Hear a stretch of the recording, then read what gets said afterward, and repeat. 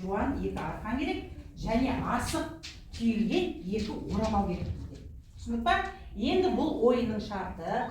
Мен қазір ортаға асықты қояйын. Мына белбеуді 2 баланың арқасына ілеміз, 2 жаққа тартамыз. 2 жаққа нені қоямыз? Асықты қоямыз. Сол асыққа кім бірінші жетеді, кім бірінші күшті, мықты тартып, сол жеңіске жетеді балалар. Түсіндік па? Бұл жерде біз өзіміздің күшімізді сынаймыз.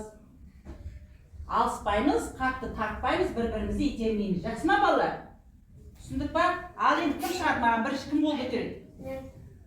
Жарайды, Мансұр мен. Кім екен? Айсұлтан. Қалғанымыз шетке қарап, екеуміз мұнда тұрамыз. Кел ал, сен де тұрамыз. Кедергі жасамаймыз.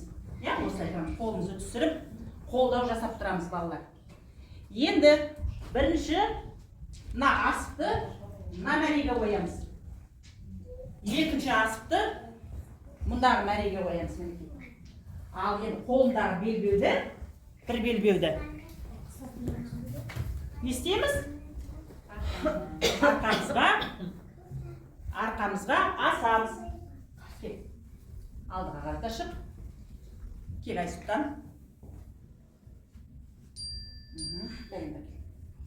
Ал тартып келіп тұрамыз.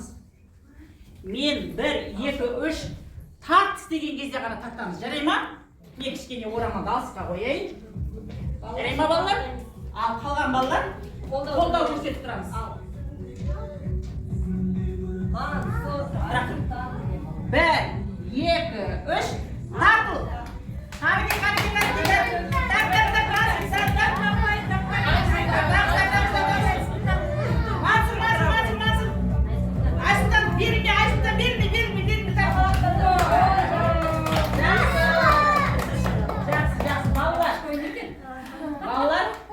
Бұл жерде ептілік керек, және мықтылық керек. Бұл жерде жеңіс айтпақпын жаңа. Кім артында жеңіске жеткен балалар, екі жеңіске жеткен балалар артында тағы жасады екен, сонда.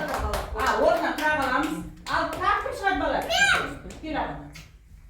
Ал Димашпен кім шығады? Жоқ, мына қатарда шығады. Тәукен шығады. Нұрахмет шықсын.